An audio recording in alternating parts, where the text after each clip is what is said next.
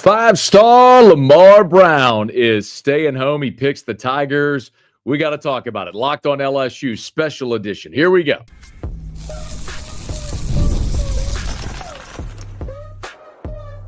You are Locked On LSU, your daily podcast on the LSU Tigers. Part of the Locked On Podcast Network, your team every day.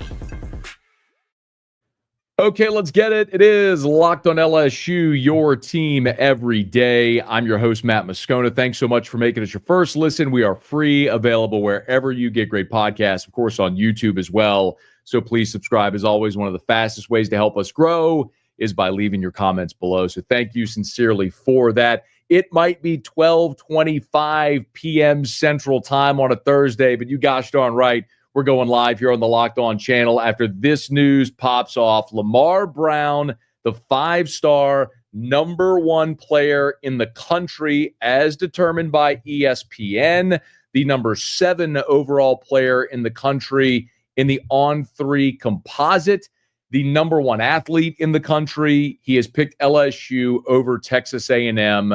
Massive get for Brian Kelly and the LSU staff for so many reasons that we're going to delve into. We are live. If you're with us live, thank you for being there. Smash the like button on YouTube, subscribe to the channel, and drop your comments because we will get to a lot of your comments coming up here in just a bit. So I want to go through a little bit of the background here and what we learned, what we know, and what we think Lamar is going to project at LSU, and had a chance to visit with Andy Martin, his head coach at U-High on Wednesday. He's going to give you a little more perspective on Lamar, the player that LSU is getting. So Lamar Brown is listed at 6'4", 285, but you're going to hear from Andy Martin here in just a quick second. Lamar's actually pushing 6'5", 300 pounds. They just weighed him in over at U-High, so he's up to 300 pounds, but he carries that weight so well.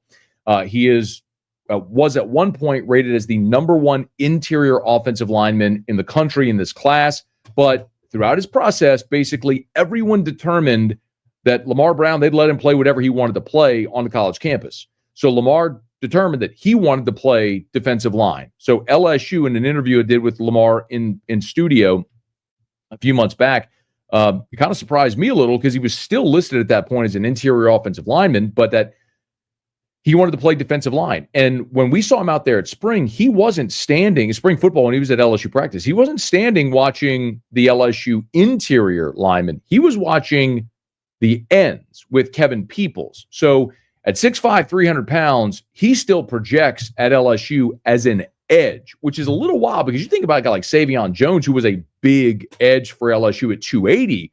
You're talking about a guy now that's 300 pounds looking to play on the outside. But when you're that athletic, you're going to play wherever you want to play. And it's also significant because of the timing. Look, there's a lot of things that matter here. You know, keeping the best players in state home, beating out Texas A&M, and I'll get to that in a second. But the timing matters because remember, you lost Swinson and Jones from last year's team. So you went into the portal this year and you got Jamari Butler and Patrick Payton and Jack Piber, and you went and got these 3 veteran players to help you on the edge.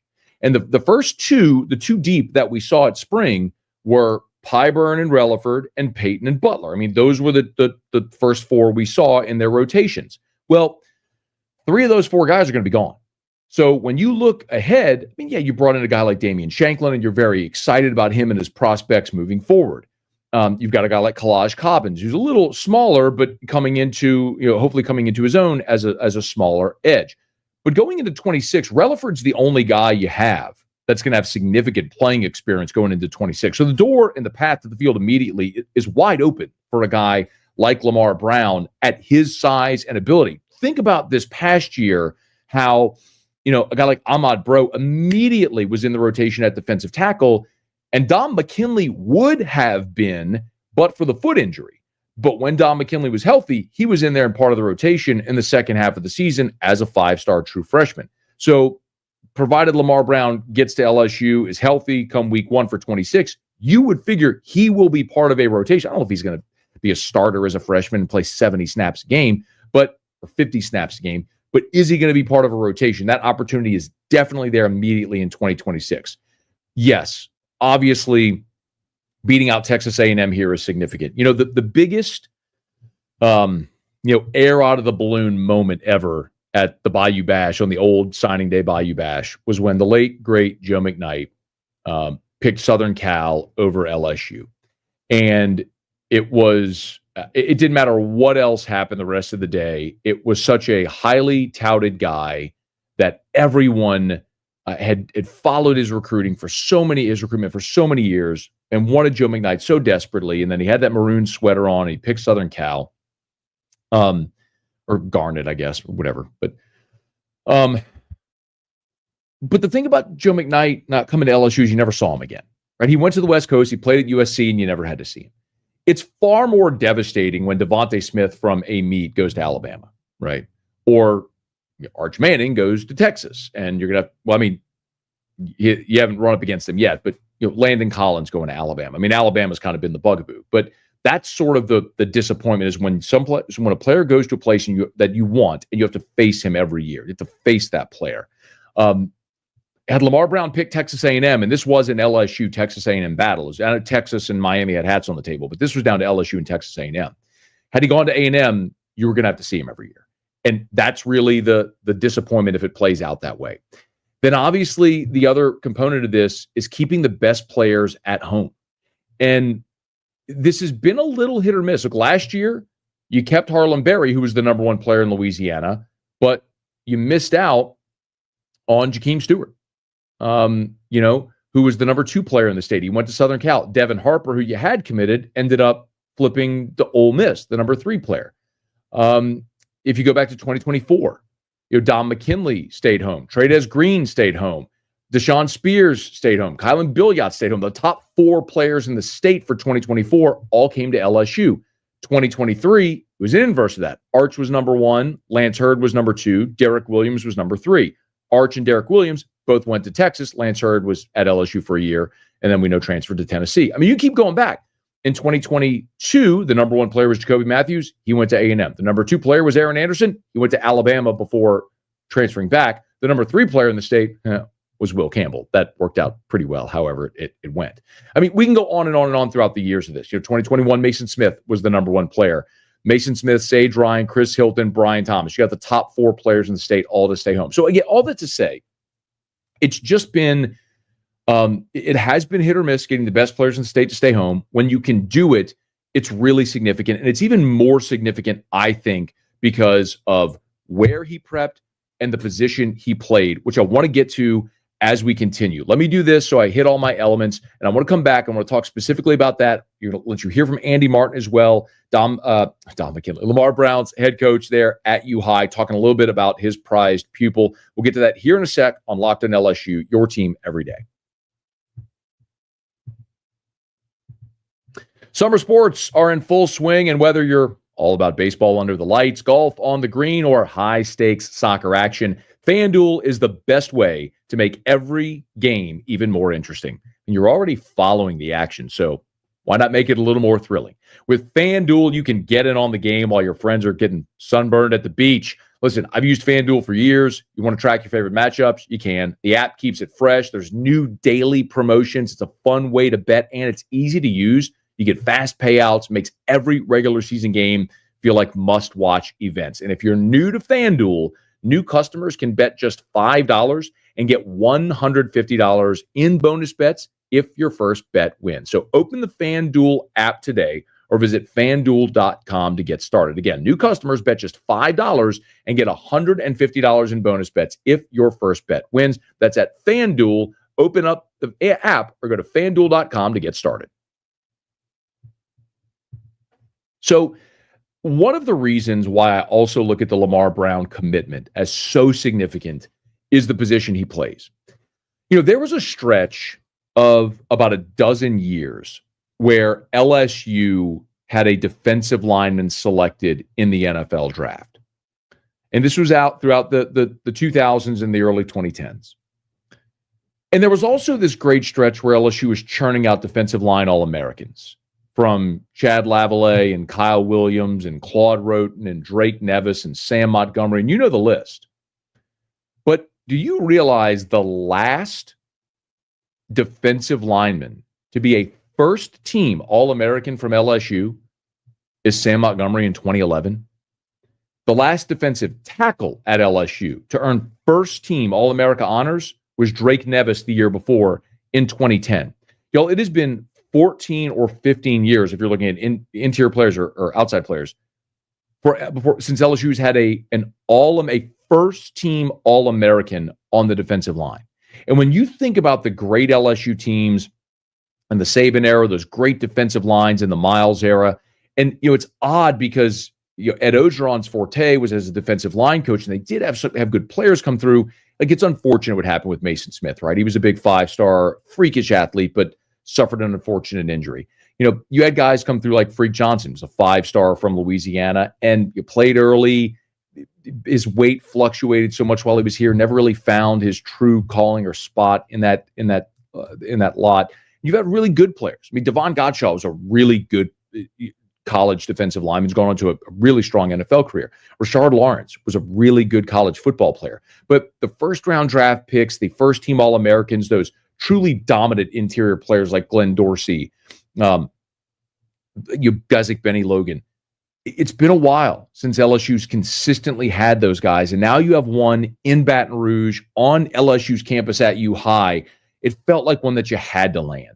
And it's a big reason why LSU went all in on Lamar Brown. Now, I know a lot of people have asked, and I'm checking some of the comments as they scroll, about the NIL component of this. And yes, there is a significant NIL component. Now, remember, there's a big difference between NIL and rev share. And if you're an everydayer, shout out, you probably heard the previous episode where I talked about Kelvin Bolden, the staffer LSU just plucked away from Ole Miss. And interlaced in there, I explained how high school NIL is what's really changing the game. Because while NIL deals in college are subject to the clearinghouse, high school NIL deals are not.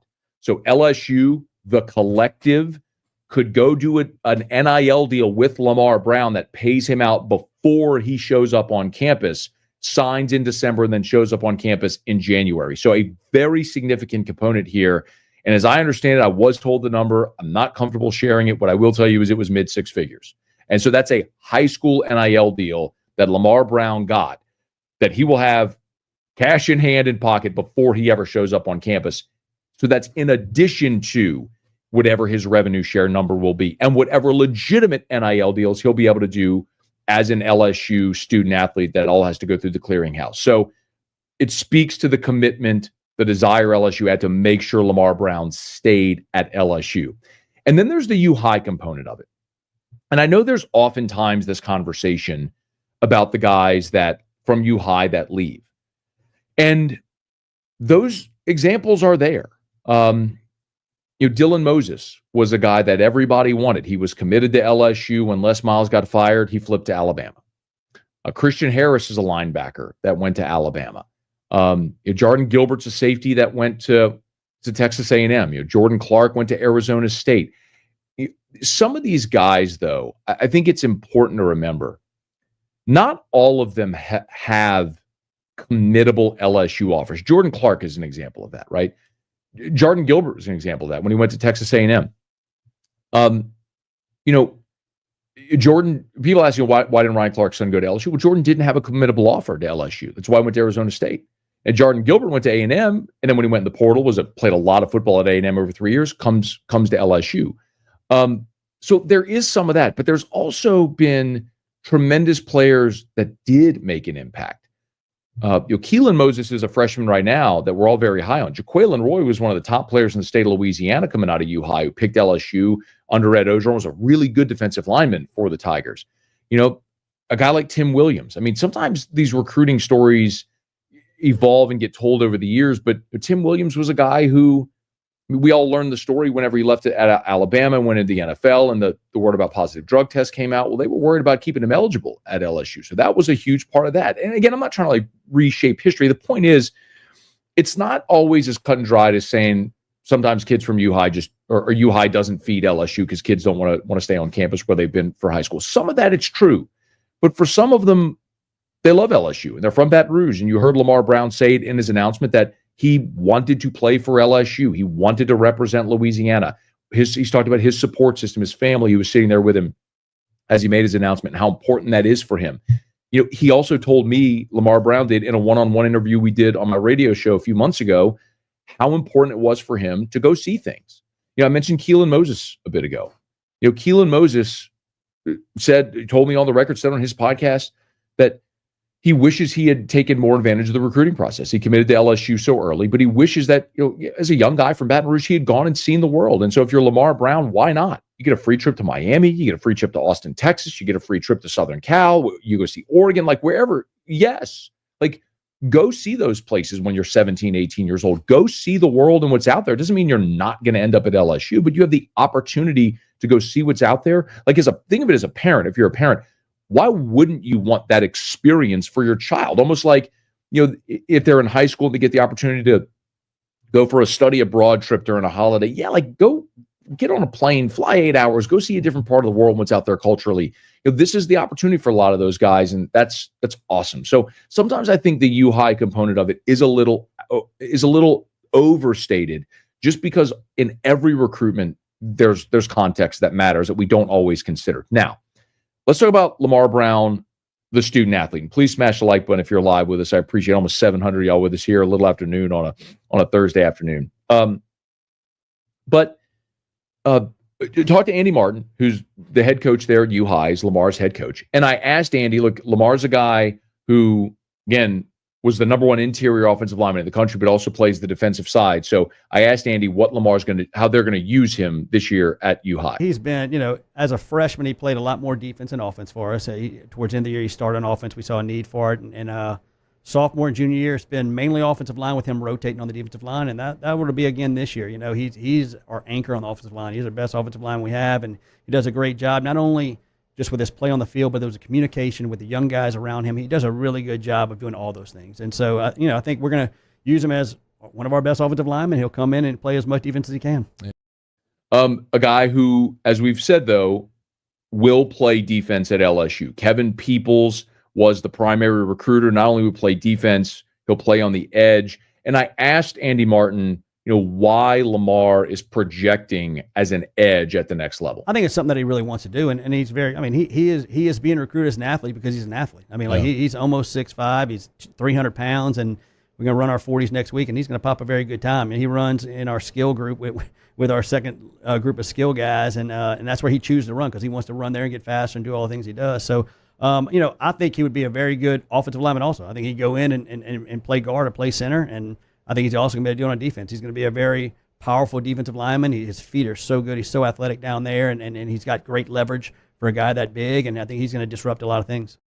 What was interesting there was hearing Andy Martin say that he could be a great college offensive lineman if he wanted to play guard or center. Now, I don't know that that's going to be the projection. And now, look, if he gets to LSU and struggles on the defensive side or doesn't like it and wants to switch, he can. That's a conversation for far, far down the road.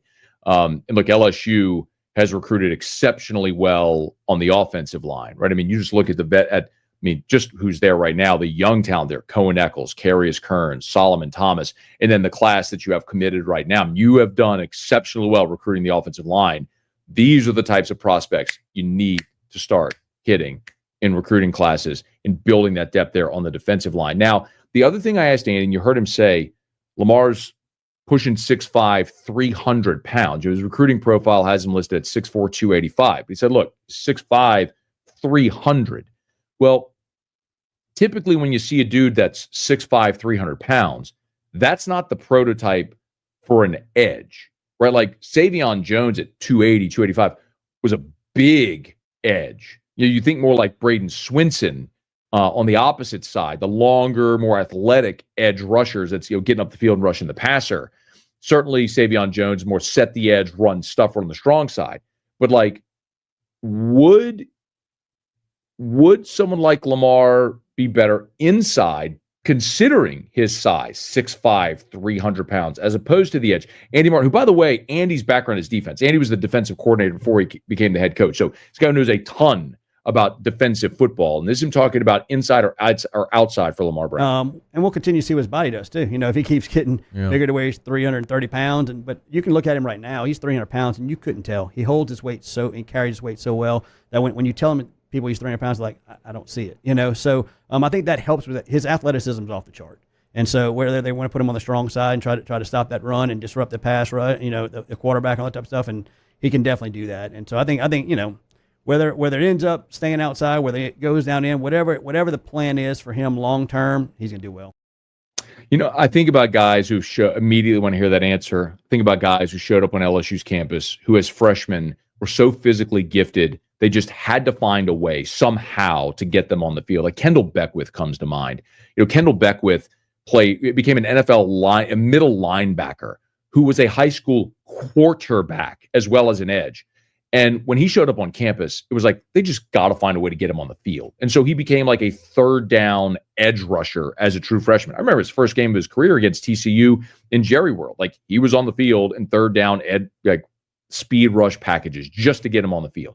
Like that's a bare minimum expectation I think you could have for Lamar Brown as a true freshman. Again, you're talking about, according to ESPN, the number 1 overall player in the country.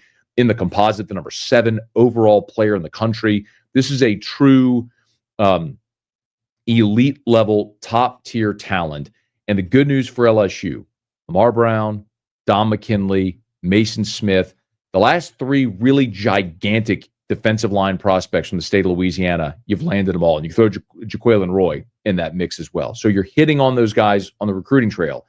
Got to have their careers manifest. And Don McKinley looked certainly great the second half of last year. Now you're pairing Don McKinley and a guy like Lamar Brown. And remember, you've also got Richard Anderson, the 5-star number 1 interior offensive lineman in the country defensive lineman for the 2026 class. So you're talking the number 1 interior defensive lineman from New Orleans, the number 1 edge in the country from Baton Rouge, both committed now in the same class with Brown and Anderson.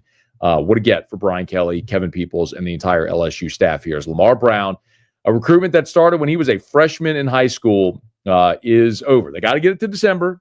I get it. They got to get him to December. You got to get him signed on the dotted line. But as we also mentioned just a bit ago, there is a high school NIL component of this that would certainly, seemingly, lock Lamar Brown in. And now you just start the countdown to December. He'll play senior year. He'll sign in December. He'll be on campus in January. And see if we can get that thing rolling with the defensive side of the ball.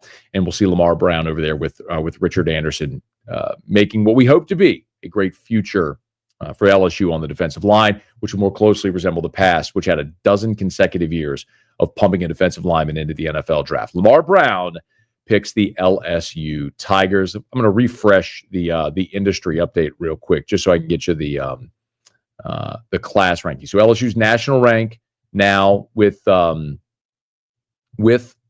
Brown in the class, along with Tristan Keys, in the composite is now up to 5th in the composite rankings right now, with just 15 commitments. So pretty incredible that LSU's been able to do what they've done with only 15 commits. Just as for instance, Southern Cal has the number 1 class with 31 commits. Georgia number 2 with 27 commits. A&M with 24 commits. Notre Dame 25 commits. Then there's LSU with just 15 commits. So by comparison, LSU leapfrogs Alabama, who's got 19 commits. Ohio State's next with 21 commits. So by far, you're talking quality over quantity for LSU right now, and the quantity is coming. Okay, y'all, thank you so much for hanging out with us here on this Thursday afternoon on this live stream as went live as soon as Lamar Brown made his announcement. Do me a favor, if you're listening on podcast, please subscribe on your favorite podcast app, rate us, leave a review. If you're watching on YouTube, thank you so much for that as well. Please smash that like button, subscribe to the channel, and hit the bell so you're notified whenever we post a new video. And let a friend know that if they love the Tigers, we got you here every single day for Locked on LSU, your team every day.